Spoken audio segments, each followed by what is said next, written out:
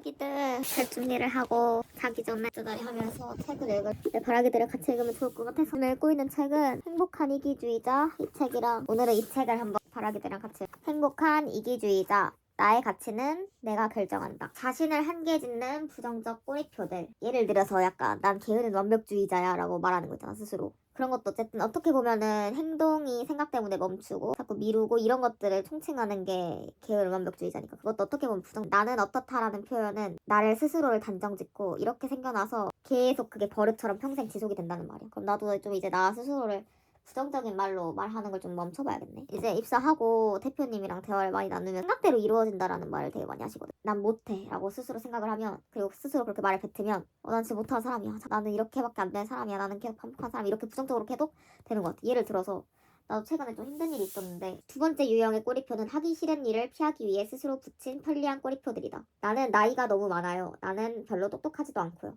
그리고 실은 그다지 관심도 없어요 라고 말하며 자신의 소극적인 태도를 정당화한다. 그런 꼬리표들을 이유로 되면서 진정하고 싶은 것을 피하고 있는 것이다. 나도 최근에 좀 몸도 마음도 좀 힘들었던 그 시기가 있었는데 입사를 하고 나서 그러니까 자꾸 핑계 진짜 내가 힘들어서일 수도 있지만 사실 내가 하고 싶은 것들 일하게 기다려주고 있는 뭐 브이로그 찍은 것들 편집해서 올리고 싶고 또 여기 일하면서 또 내가 거기서 할 수 있는 역할 또 최선 다하고 싶고 하고 싶은 건 많은데 스스로 내가 막 힘들다는 혹시 타인 때문에 좀 힘든 사람들 있어? 그런 사람들을 위해 당신은 다른 사람들 때문에 특히 삶에서 극히 사소한 비중을 가진 사람들 때문에 화를 내기에는 너무 소중한 사람이다. 내가 건강 공부를 하면서 읽은 책들의 대부분에서도 화와 용서에 대한 내용이 되게 많았거든. 근데 나는 진짜 화가 엄청나게 많은 사람이었단 말이야. 막 화병 날 것 같다 미치겠다 막 속에서 막 저 사람 왜 저러지 막 이러면서 욕하고 막 속으로 막 그랬는데 거기서 나온 게 용서해라였어. 근데 나는 솔직히 용서를 어떻게 해? 약간 이런 느낌이었는데 책을 읽다 보다가 느낀 거는 용서를 하는 이유가 그 사람을 위해서가 아니라 나를 위해서인 거야.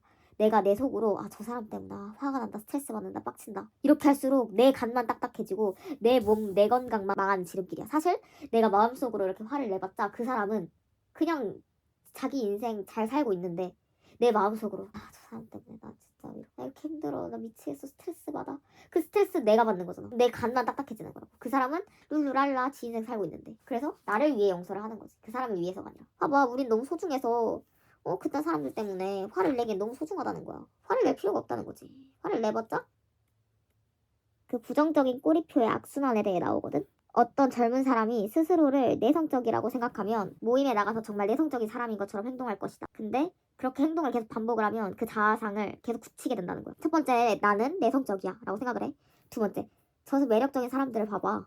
세 번째, 한번 다가가 볼까? 네 번째, 안 돼, 난 안 돼. 다섯 번째, 왜 안 돼? 여섯 번째, 왜냐면 다시 1번으로 넘어가는 거야. 나는 내성적이야. 이 악순환이 반복된다는 말을 하는 거야. 나도 자꾸 내가 게으른 완벽주의자야 막 이런 식으로 생각하면서 나는 할 수 있을까 막 이러면서 생각이 자꾸 많아져. 그러니까 자꾸 생각이 멈춰. 진짜 그러니까 게으른 완벽주의자에서 멈추는 것 같은 거야.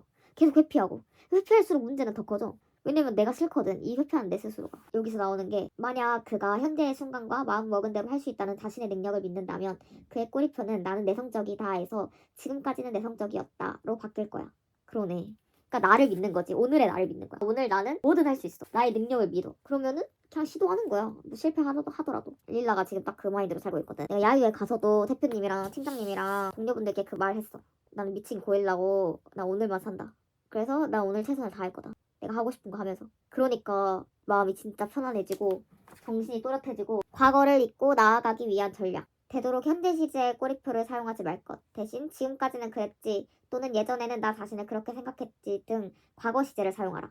나는 계속 폭포기를 하고 음식을 많이 먹어야만 만족이 되는 사람이야가 아니라 나 예전에는 그렇게 폭포기하고 시기 문제를 겪었지만 나는 릴라를 만났고 또는 나는 바라기들을 만났고 앞으로 나아갈 일만 남았어. 앞으로 잘 될 일만 남았어. 이제는 지금까지 해온 것과 다른 식으로 행동하겠다는 목표를 정할 것. 예를 들어서 나는 게으른 완벽주의자라고 스스로 생각해서 시간 활용법 쓰는 방법이 있거든. 그거에 맞춰서 하루 목표를 매일 적어 아침마다. 그러니까 내가 하고 싶은 것들 하면서 시간을 보내게 되더라고. 이것도 혹시 시간 관리 목표 설정법 궁금한 바라기들 있으면 내가 한번 영상 만들어 볼게. 자신을 망치는 꼬리표를 붙인 행동에 대해 일기를 쓸 거. 내가 식사일기나 식욕일기 쓰는 거 약간 이거랑 비슷한 것 같아. 그런 식으로 행동하는 동안 스스로에 대해 어떤 기분이 들었는지 또 어떤 행동을 취했는지 기록하라. 식욕 오르거나 할 때 난 식욕 일기를 쓰거든. 그 상황을 다시 한번 생각해서 적어보고 내가 왜 식욕이 있었지?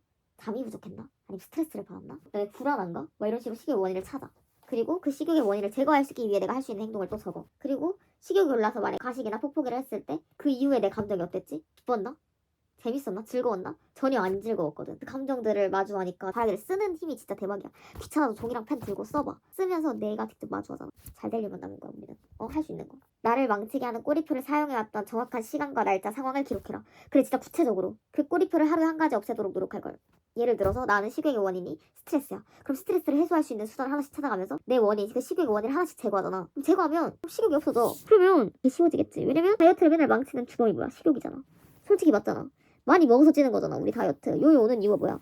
입 터져가지고 많이 먹게 되니까 요요가 오는 거잖아. 그러니까 식욕을 없애면 돼. 식욕의 원인을 없애면 된다고. 슬픔의 가장 좋은 처방은 무언가를 배우는 것이다. 결코 어긋날 일이 없는 것은 오로지 배움뿐이다. 나도 진짜 이렇게 생각해. 난 진짜 공부하면서 내 삶이 바뀌었어. 세상이 어떻게 움직이고 있는지, 무엇이 세상을 움직이는지를 배워라. 오로지 배움만이 정신력을 지치지 않게 하고 소외시키거나 괴롭히지 않으며 두렵게 하거나 불신하거나 꿈에서도 후회하지 않게 한다. 배움은 당신을 위한 것이다. 자, 배워야 할 것이 얼마나 많은가. 진짜 인정.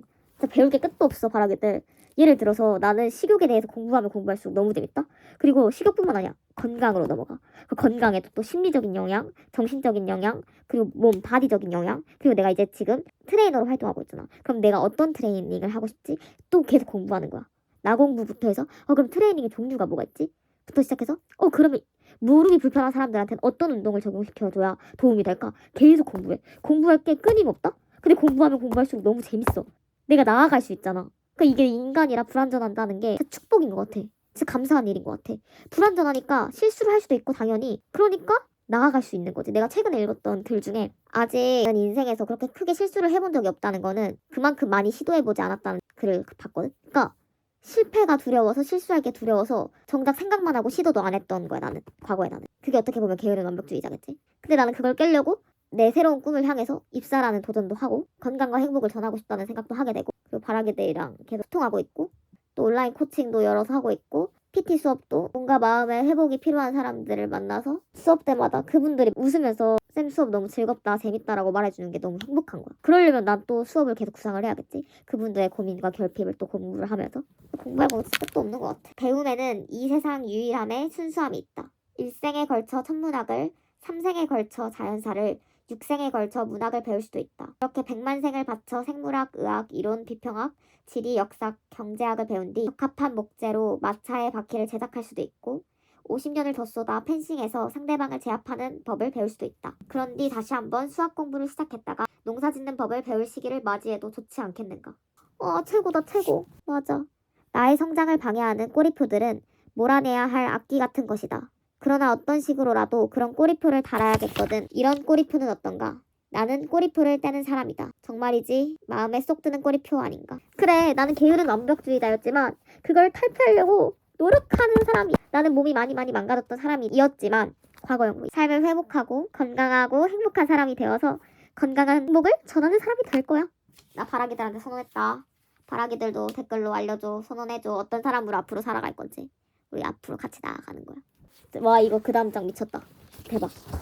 자책도 걱정도 하지 않는다. 자책감과 걱정을 끌어안고 있는 것만으로 과거나 미래 상황이 변할 것 같은 생각이 든다면 당신은 다른 현실 세계를 가진 세계에 살고 있는 사람이다. 일생에서 전혀 도움 안 되는 감정이 두 가지가 있다. 이미 일어난 일에 대한 자책감과 아직 일어나지 않은 일에 대한 섣부른 걱정이 바로 그것이다. 바람이도 내가 말했잖아. 속보기 한 이미 지나간 과거. 그거 후회하고 자책하면서 막 그렇게 해봤자 시간 낭비라고. 이미 지나간 과거잖아. 지금 내가 할 수 있는 거. 오늘 내가 그러면 어제 왜 그랬을까? 식욕의 원인을 진짜 구체적으로 파악해서 제거하는 거. 지금 그거가 내가 할 수 있는 거잖아. 자책은 아무것도 도움이 안 된다. 대박. 일어나지도 않은 일에 대한 걱정. 내가 말했지, 바라기들. 일어나지도 않은 미래에 나 폭포기 할까봐 걱정하고 두려워해서 더 먹고 막 이건 말이 안 돼. 난 걱정은 그냥 식욕 게으르게 하는 지름길. 독이야, 독. 스트레스. 결국에 지나간 거에 대한 후회 자체, 미래 오지도 않는 거에 대한 걱정. 이거는 그냥 스트레스를 쌓아 내 몸에 그냥 독덩어리를 만드는 거야. 이 몸 안쪽으로도 독덩어리를 만드는데 식욕이 올라서 더 처먹어. 그럼 살까지 찌는 거야. 이건 말이 안 돼. 우리 걱정이랑 불안 하지 말자. 우리 약속했어. 릴라와 바라기들 잘 될 일만 남았어. 잘 되려면 뭐 해야 돼? 우리는 할 수 있는 거야. 원인을 제거하면 돼. 이지. 원인을 제거하는 방법 어디 있어? 원인을 알아야 되잖아. 원인은 어떻게 알 수 있을까? 내 마음속을 깊이 들여다 보면 알 수 있는 거야. 정답은 우리 마음속에 있어. 우리 바라기도 할 수 있어. 안녕. 잘 자.